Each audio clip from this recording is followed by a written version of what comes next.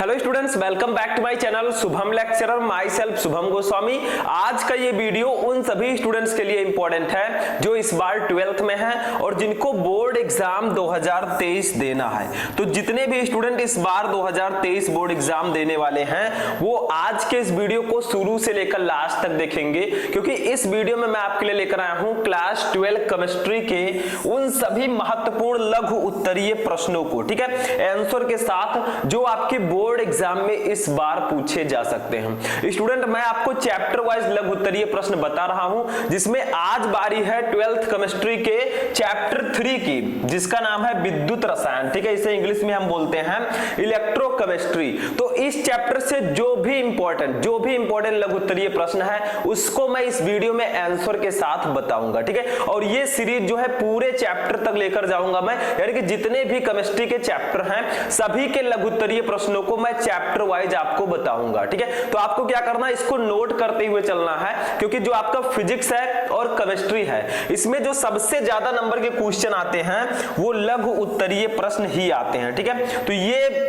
Video आपको बिल्कुल भी मिस नहीं करना है। सिर्फ यही नहीं, इससे पहले भी मैंने आपको 2 चैप्टर के लघु उत्तरीय प्रश्न ऑलरेडी बता दिया था, ठीक है। तो उसको भी आप लोग जाकर देख लीजिएगा, और जो आगे मैं बताऊंगा उससे लगातार अपडेट रहने के लिए आप लोग चैनल को सब्सक्राइब करके लिखे रखिएगा, ताकि आपको वीडियो टाइम से मिलते रहे, ठीक है। तो चलिए आज स्टार्ट करते हैं 12th केमिस्ट्री के चैप्टर 3 को, जिसका नाम है वैद्युत रसायन, ठीक है। तो इस चैप्टर के लघु उत्तरीय प्रश्नों को, तो सबसे पहला क्वेश्चन देखिए क्या है जो सबसे ज्यादा इंपॉर्टेंट है। जो तीनों क्वेश्चन मैं आपको इस वीडियो में बताऊंगा ये तीनों क्वेश्चन बहुत ज्यादा इंपॉर्टेंट है, और ये तीनों क्वेश्चन ऐसे क्वेश्चन हैं जो 3 से 4 बार आपके बोर्ड एग्जाम में आ चुके हैं। तो इस बार भी चांसेस हैं कि ये आएंगे, ठीक है। आपको देखकर ही पता लग रहा होगा कि ये कितना ज्यादा इंपॉर्टेंट क्वेश्चन है।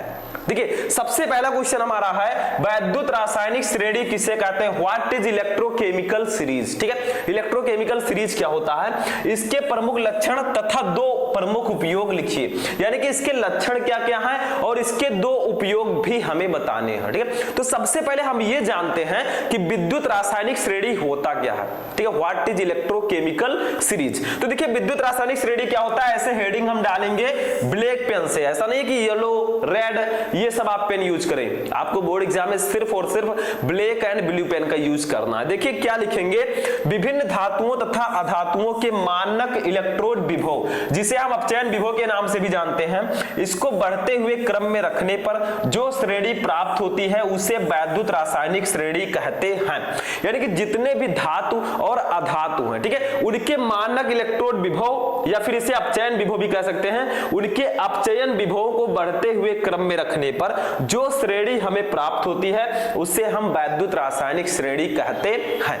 समझ में आ गया, कुछ है नहीं इसमें, यानी कि जितने भी धातु और अधातु हैं उनके अपचयन विभव के बढ़ते हुए क्रम में रखकर जो श्रेणी जो सीरीज हमें प्राप्त होगी उसे हम इलेक्ट्रोकेमिकल सीरीज कहेंगे या फिर वैद्युत रासायनिक श्रेणी कहेंगे, ठीक है, हिंदी में। समझ में आ गया, तो इसमें तो कुछ है ही नहीं, ठीक है। दूसरी चीज क्या पूछा जा रहा है, इसके प्रमुख लक्षण। तो सबसे पहले हम लक्षण देखेंगे तथा 2 प्रमुख उपयोग लिखिए, उसके बाद हम उपयोग पढ़ेंगे, ठीक है। तो सबसे पहले देखते हैं इसके लक्षण कौन कौन से हैं। तो देखिए वैद्युत रासायनिक श्रेणी के लक्षण, ऐसे हेडिंग डालेंगे और जितने भी इसके लक्षण हैं उसको स्टेप बाय स्टेप हम लिखेंगे, ठीक है। आप लोग क्या कीजिएगा, बुक ले लीजिएगा और इलेक्ट्रोकेमिकल सीरीज सामने खोल कर रखिएगा, ठीक है। यहां पर मैं नहीं बता रहा हूं, लेकिन उसको आप सामने बुक में खोल कर रखिएगा ताकि और भी अच्छे से आपको समझ में आए, ठीक है। इतना आपकी रिस्पॉन्सिबिलिटी है। फर्स्ट देखिए क्या है, श्रेणी में ऊपर से नीचे की ओर जाने पर तत्वों की अपचयन क्षमता घटती है, जबकि नीचे से ऊपर की ओर जाने पर अपचयन क्षमता बढ़ती है। यानी कि सिंपल सा है, अगर श्रेणी में हम ऊपर से नीचे आएंगे तो तत्वों की अपचयन क्षमता घटेगी, ठीक है, और अगर नीचे से ऊपर जाएंगे तो अपचयन क्षमता बढ़ेगी। सिंपल सा है, ऊपर से नीचे आएंगे तो अपचयन क्षमता घटेगी, ठीक है, और अगर नीचे से ऊपर जाएंगे तो अपचयन क्षमता बढ़ेगी, ठीक है। सिंपल है, फर्स्ट वाला समझ में आ गया।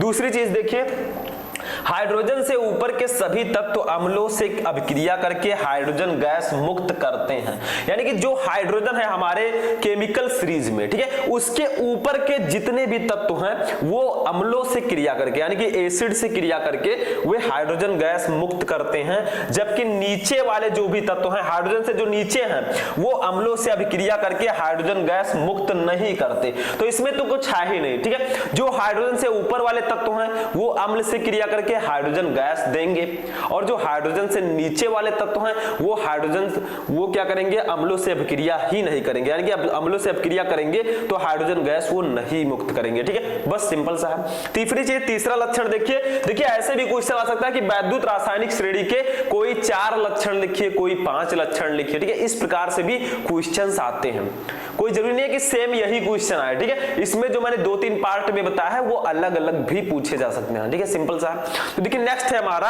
हाइड्रोजन से ऊपर के सभी तत्व जल या भाप के साथ क्रिया करके हाइड्रोजन गैस देते हैं, यानी कि जो हमारी इलेक्ट्रोकेमिकल सीरीज में हाइड्रोजन से ऊपर के जितने भी एलिमेंट्स हैं वो जल और भाप के साथ क्रिया करके हाइड्रोजन गैस देते हैं, वो H2 गैस देंगे। ठीक है, यहां पर लिखा हुआ है, तो वो हाइड्रोजन गैस देते हैं, बस ये भी सिंपल सा है। ठीक है, चौथा देखिए, जिस तत्व का अपचयन विभव जितना अधिक होता है वह उतना ही प्रबल आक्सीकारक होता है, यानी कि कोई भी तत्व है जिसका अपचयन विभव जितना ज्यादा होगा वह उतना ही प्रबल आक्सीकारक होगा। ठीक है, अगर अपचयन विभव ज्यादा होगा तो वो क्या होगा, प्रबल आक्सीकारक होगा, अगर अपचयन विभव कम होगा तो वो क्या होगा, प्रबल अपचायक होगा। ठीक है, आगे दिया जा सकता है, देखिए क्या है नेक्स्ट हमारा है, जिस तत्व का अपचयन विभव जितना कम होता है वह उतना ही प्रबल अपचायक होता है।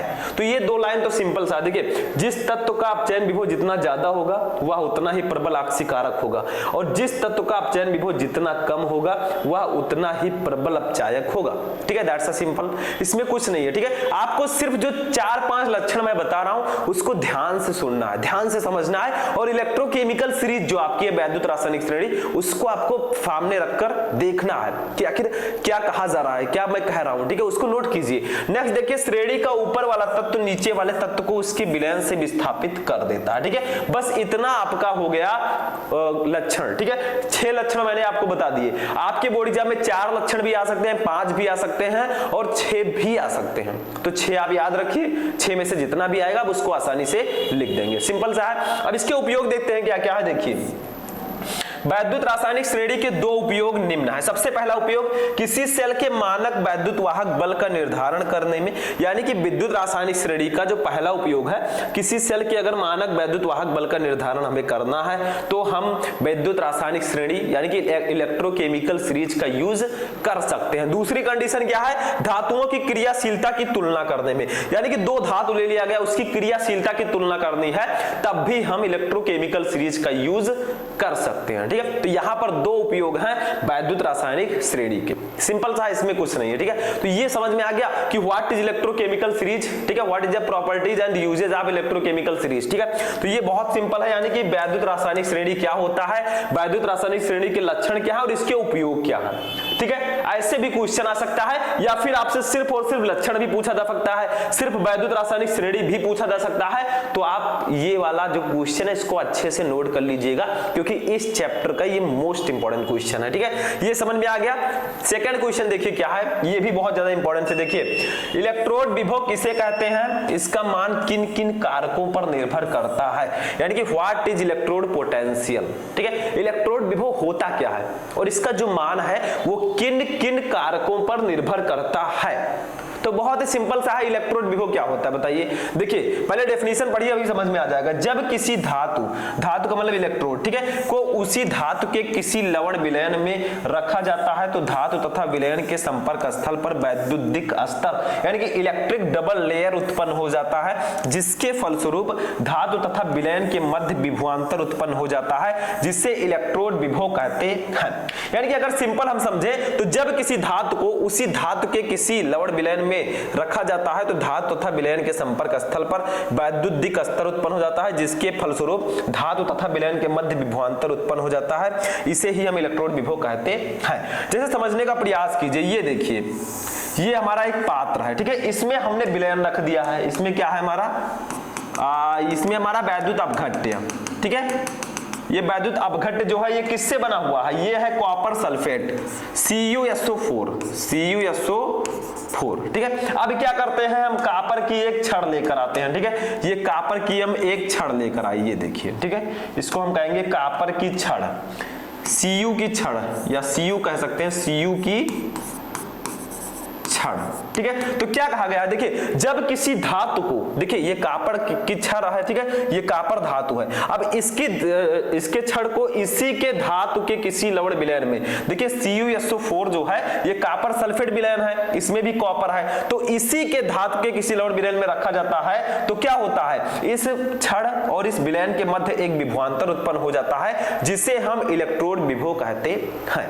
तो इसमें कुछ है ही नहीं, ठीक है। यानी कि जब किसी धातु को उसी धातु के, देखिए कॉपर धातु को उसी धातु के लवण विलयन CuSO4 में रखा जाता है तो धातु तथा विलयन के मध्य एक विभवांतर उत्पन्न हो जाता है, उसको हम इलेक्ट्रोड विभव कहेंगे। या बढ़ा सकते हैं थोड़ा सा, तो धातु तथा विलयन के संपर्क स्थल पर वैद्युतिक स्तर इलेक्ट्रिक डबल लेयर उत्पन्न हो जाता है जिसके फलस्वरूप धातु तथा विलयन के मध्य विभवांतर उत्पन्न हो जाता है जिसे इलेक्ट्रोड विभव कहते हैं, ठीक है। समझ में आया। अब देखिए इसे, देखिए किससे प्रकट किया जाता है, E0 से, ठीक है, E0 से आप ऐसे लिख सकते हैं, यानी कि कुछ इस प्रकार का लिखा जाएगा, ये होगा इलेक्ट्रोड विभव, ठीक है। समझ में आया। तो इसे E0 से प्रकट करते हैं और इसे वोल्ट में मापा जाता है। देखिए विभवांतर जो होता है उसे हम ज्यादातर वोल्ट में ही मापते हैं, तो ये इलेक्ट्रोड विभव है तो इसको भी हम वोल्ट में मापेंगे, ठीक है, लेकिन इसे हम E0 से प्रकट करते हैं, ठीक है। उदाहरण में लीजिए, जब कॉपर की छड़ कॉपर सल्फेट के विलयन में डुबोई जाती है तो कॉपर की छड़ विलयन के सापेक्ष ऋणावेशित हो जाती है जिससे कॉपर धातु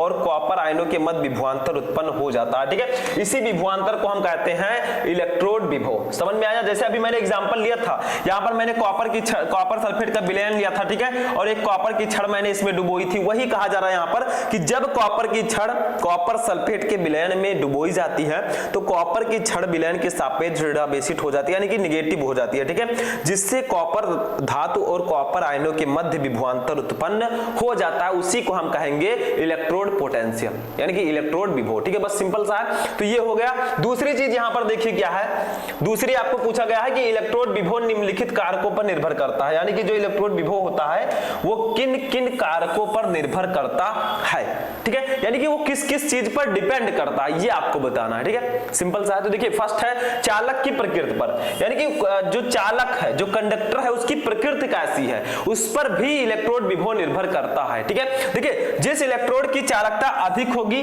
वह उतना ही अधिक इलेक्ट्रोड विभव उत्पन्न करता है, यानी कि जिसकी चालकता अधिक होगी वह उतना ही इलेक्ट्रोड विभव उत्पन्न करेगा। दूसरी कंडीशन क्या है, धात्विक आयन की विलयन में सांद्रता, ठीक है। तो सांद्रता बढ़ाने पर इलेक्ट्रोड विभव का मान घटता है, क्योंकि सांद्रता बढ़ाने पर आयनन विभव, ठीक है, आयनन कर दीजिएगा, आयनन विभव घट जाता है, ठीक है, इसके फलस्वरूप चालकता कम हो जाता है।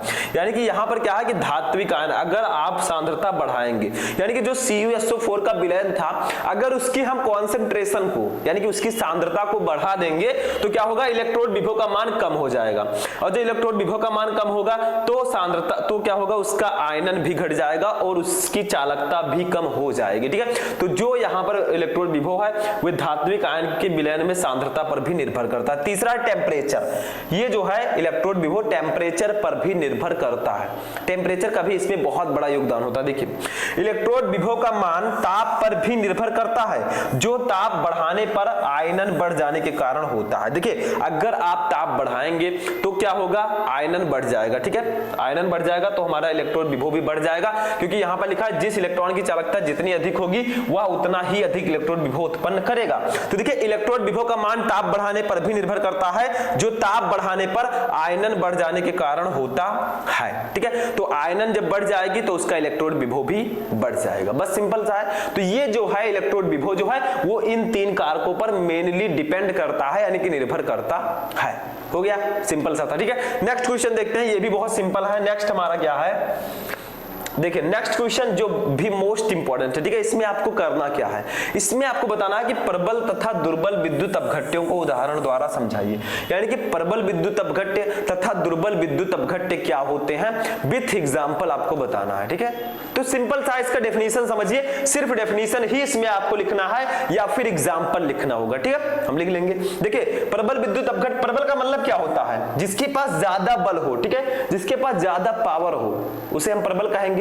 जैसे हमारे पास ज्यादा पावर है तो हम पावरफुल हैं, ठीक है। वैसे ही यहाँ पर प्रबल, प्रबल का मतलब जिसके पास ज्यादा पावर हो, दुर्बल का मतलब जो दुबला पतला, यानी कि जिसके पास पावर कम हो, बस सिंपल सा है, ठीक है। तो प्रबल विद्युत अपघट्य क्या है? वे विद्युत अपघट्य, यहाँ पर अपघट्य कर दीजिएगा, जो जलीय विलयन में या अन्य ध्रुवीय विलायकों के साथ बने विलयन में लगभग पूर्णतः आयनित हो जाते हैं, प्रबल विद्युत अपघट्य कहलाते हैं। यानी कि ऐसे विद्युत अपघट्य जो जलीय विलयन या ध्रुवीय विलायकों में पूर्णतः आयनित हो जाएं, उसे हम प्रबल विद्युत अपघट्य कहेंगे, ठीक है। अगर पूर्ण रूप से आयनित हो रहा है तो वो प्रबल विद्युत अपघट्य होगा, ठीक है। जैसे एग्जांपल में हम क्या लिख सकते हैं, देखिए एग्जांपल में नीचे लिख देता हूं, ठीक है। यहां पर लिख दूंगा प्रबल, प्रबल का मतलब समझ जाइएगा एग्जांपल, ठीक है।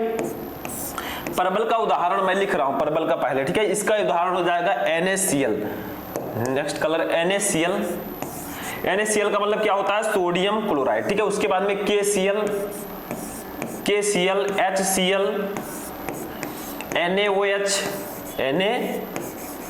ठीक है, एंड KOH आदि, ये सब जो है प्रबल विद्युत अपघट्य है, क्योंकि जब इनको, यानी कि ये ऐसे विद्युत अपघट्य हैं जिनके जलीय विलयन में, अगर हम इनको जलीय विलयन में या ध्रुवीय विलायकों के साथ विलयन में अगर इनको घोले तो ये पूर्णतः आयनित हो जाएंगे, ठीक है। तो ये प्रबल विद्युत अपघट्य होंगे। तो वे विद्युत अपघट्य जो जलीय विलयन में या अन्य ध्रुवीय विलायकों के साथ बने विलयन में लगभग पूर्णतः आयनित हो जाते हैं, प्रबल विद्युत अपघट्य कहलाते हैं। अब दुर्बल विद्युत अपघट्य क्या होता है? उसी का उल्टा कर दीजिए, ये पूर्णतः आयनित नहीं होंगे, यानी कि जल्दी आयनित नहीं होते हैं। तो यहाँ पर दूसरा कंडीशन क्या है?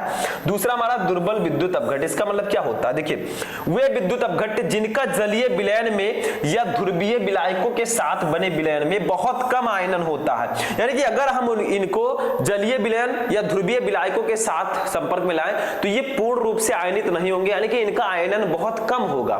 तो ये क्या कहलाते हैं? यहां तक कि अत्यधिक तन्यता पर भी पूर्णतः आयनन नहीं होता, दुर्बल विद्युत अपघट्य कहलाते हैं।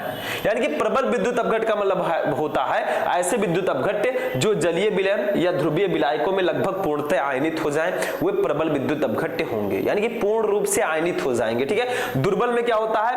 ऐसे विद्युत अपघट्य जो जलीय विलयन या ध्रुवीय विलायकों में उनका आयनन नहीं होता है, यानी कि वो आयनित अच्छे से नहीं होते या पूर्णतः आयनित नहीं होते, उन्हें हम दुर्बल विद्युत अपघट्य कहेंगे। अब यहाँ पर हेडिंग एक डाल देंगे दुर्बल, ठीक है। प्रबल वाला आप नोट कर लीजिए, इसको नोट कर लीजिए, इसको इरेज करके मैं दुर्बल विद्युत अपघट्य का एग्जांपल बता देता हूं, ठीक है। प्रबल का होगा NaCl, KCl, HCl, NaOH, KOH आदि, ठीक है। अब नेक्स्ट देखते हैं, नेक्स्ट हमारा है दुर्बल विद्युत अपघट्य। तो यहां पर लिख देंगे दुर्बल, ठीक है। उदाहरण समझ लीजिएगा, दुर्बल का मतलब मैं उदाहरण बता रहा हूं आपको, ठीक है। दुर्बल में हमारा हो जाएगा CH3COOH, ठीक है। एसिटिक अम्ल जो हमारा है ये होगा NH4OH, अमोनियम हाइड्रोक्साइड,